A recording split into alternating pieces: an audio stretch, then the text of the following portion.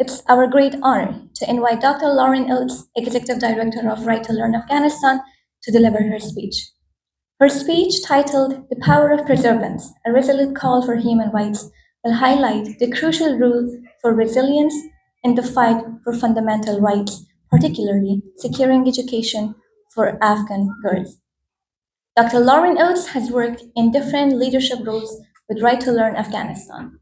Lastly, as the program's director before becoming the executive director in 2018. She holds a BA honors in international development from McGill University, an MA in human security and peace building from Royal Roads University, and a PhD in language and literacy education from the University of British Columbia.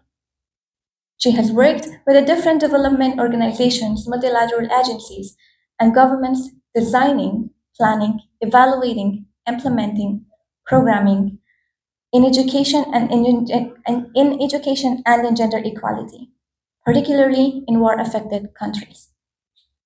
She is the recipient of several awards and distinctions, including Queen's Diamond Jubilee Medal awarded by the Province of British Columbia. Please join me in warmly welcoming Dr. Lauryn Oates.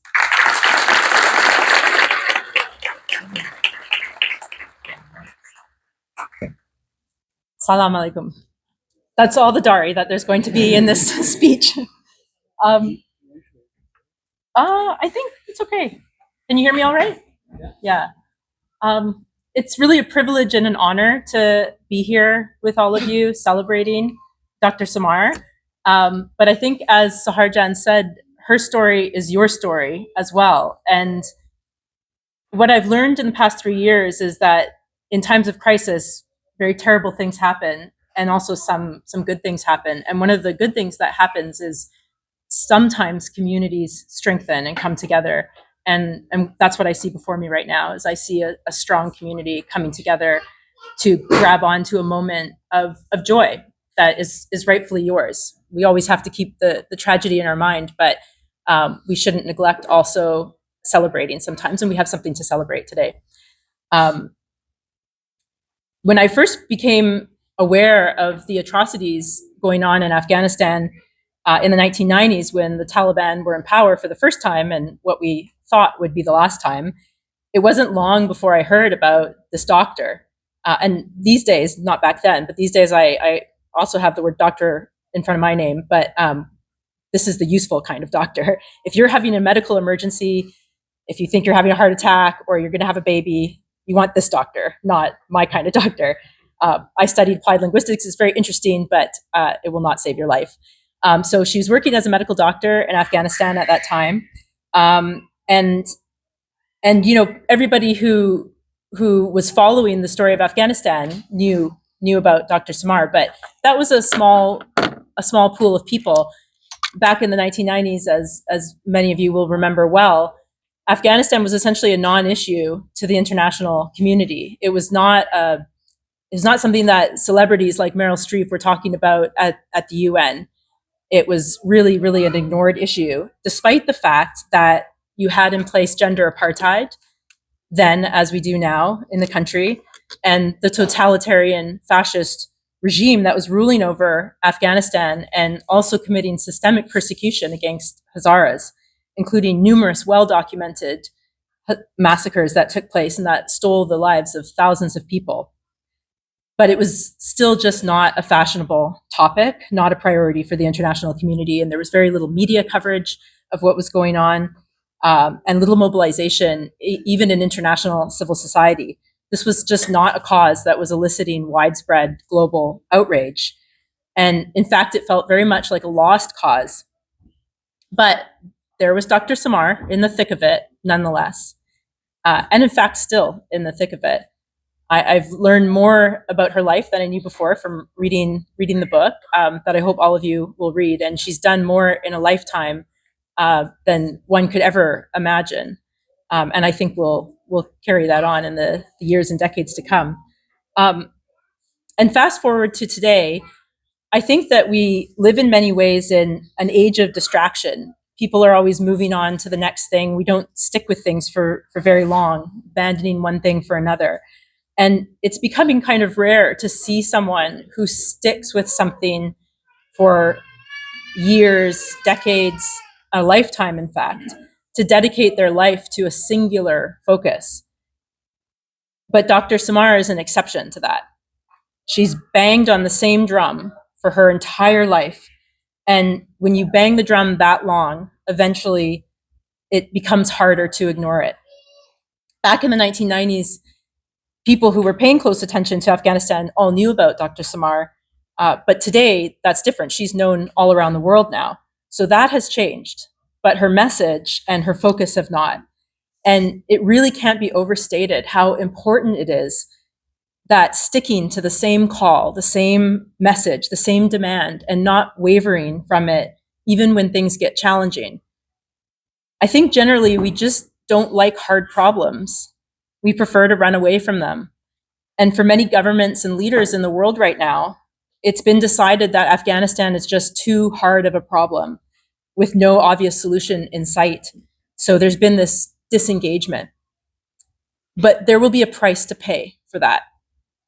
And everyone who knows me knows that I spend considerable time lamenting how badly humans do with recognizing history repeating itself. All over the world, schools teach the history of atrocities of the past, about times when a force of evil snuck up on us, a wolf in sheep's clothing, how a new regime or a political movement or a militia or a party or whatever snuck in these ideas into a society that slowly spread a message that a particular group was inferior, different, bad, that restrictions must be put in place, freedoms taken away, cruelties carried out in pursuit of some pure ideology. And eventually, it happens slowly, but eventually those restrictions, those early cruelties, lead to more severe actions, to terrible, immoral acts, to ethnic cleansing, to genocide, to making it acceptable to imprison, torture, kill men, women, children, based on some immutable characteristic like ethnicity, religion, or gender. And even though we know this history, we seem to struggle to recognize the signs of the same thing underway in the present moment. When Hazaras are pulled off a bus, taken aside from other passengers who are not Hazara, and shot to death, this has parallels to terrible historical events, stories we know the ending of, and yet the world doesn't see it. They don't see the same story playing out with different characters in a different time, in a different part of the world. And I'm grateful to all of you for making them see. And I know that it's not easy. There is nothing comforting that I can say. There is no defense of the international community that I can give you, because I see the blind eye being turned to what is happening to your people, just as I witness the most misogynist political system on earth execute its vision with total impunity. They're absolutely getting away with it. And yet,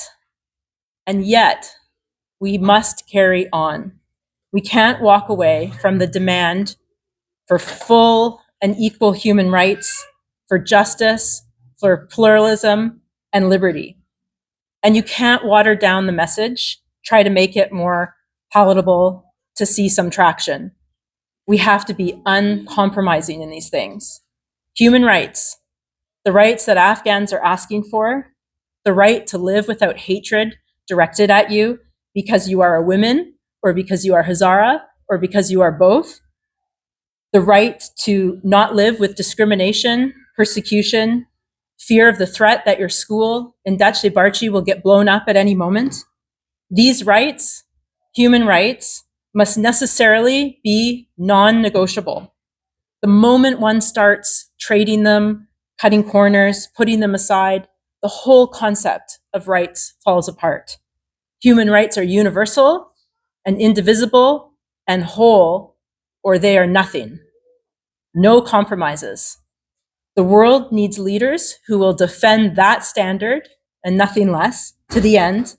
And I am grateful that Dr. Samar has been one such leader and will continue to do this, and that all of you remain mobilized and undeterred despite this moment of darkness in Afghanistan when it seems that hope is lost. It's not. We all saw the Taliban run away in 2001, and we will see it happen again someday.